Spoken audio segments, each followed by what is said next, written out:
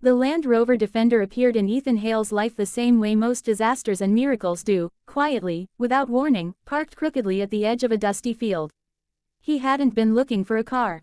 He hadn't been looking for anything, really. At 37, Ethan was an architect with a ruined reputation and a perfectly empty apartment in London. After one bad decision, signing off on a project rushed by investors, an entire housing complex had developed cracks within a year. No one died, but lives were disrupted, and guilt doesn't need blood to stick. The firm let him go politely. Friends stopped calling awkwardly. His wife left efficiently. So when his uncle Malcolm died and left him a patch of land in northern Wales, plus whatever junk is in the barn, Ethan went out of obligation, not hope. The barn smelled of oil and old hay. Sunlight slipped through broken boards, illuminating dust like drifting snow. And there it was, a Land Rover Defender. Old, boxy, white once, now the color of tired bones. One headlight cracked, tires half flat, but unmistakably solid, like it had been waiting. Malcolm had been a mechanic before he became a hermit. The note taped to the steering wheel read, "Runs. Needs patience." Like most things worth keeping. Ethan almost laughed. Patience had never been his strength. He drove it anyway. The engine coughed, protested, then settled into a deep, honest rumble. No screens lit up. No artificial beeps. Just metal, vibration, and the feeling that the vehicle was more tool than toy. He drove it down narrow lanes, over potholes that would have shattered his old sedan, and something inside him loosened, just a little. He stayed a week, then two. Each morning, he fixed something small. A hose, a mirror, a door that refused to close without persuasion. Each evening, he drove with no destination. Muddy tracks, foggy hills, places where the road ended but the Defender didn't care. One afternoon, he found a woman standing beside a flooded ford, her compact car stalled midstream. She was ankle-deep in water, swearing softly at her phone. Ethan didn't hesitate. The Defender pulled the car free like it was a stubborn shopping cart.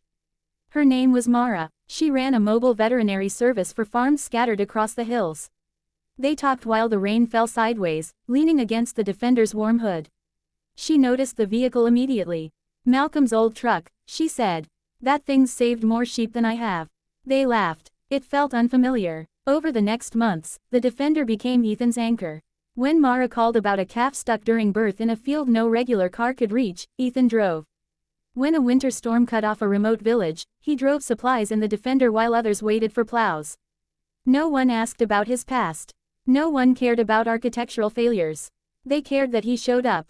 The vehicle changed him in small, stubborn ways. It demanded attention. If you ignored a sound, it got louder. If you respected it, it rewarded you. It was honest about consequences, something Ethan realized his old life had insulated him from. One night, during a brutal snowstorm, Mara called in panic. A farmer's son was missing, last seen heading toward the old quarry. Rescue services were hours away. Ethan didn't think. He grabbed a flashlight, blankets, and started the Defender. The road vanished under snow. The quarry path was worse, ice, rocks, wind screaming like something alive. Twice, he nearly turned back. Twice, the Defender crawled forward, tires gripping where logic said they shouldn't.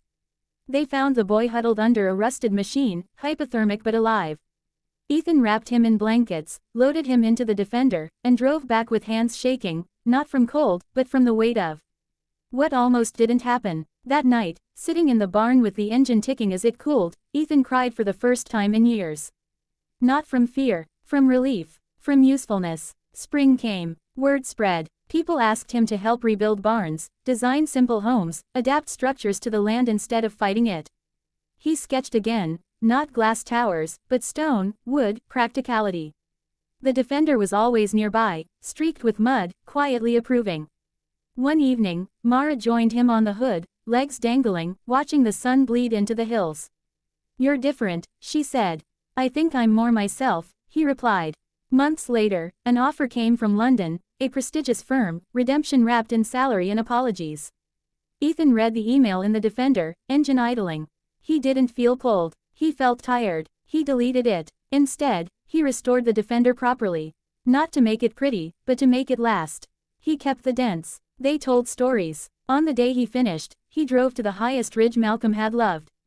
The wind was strong, the world wide. Ethan rested his hand on the steering wheel, worn smooth by decades of work. The Land Rover Defender hadn't fixed his life. It hadn't erased mistakes. It had done something harder.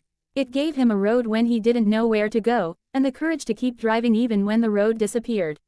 And that, he realized, was life-changing enough.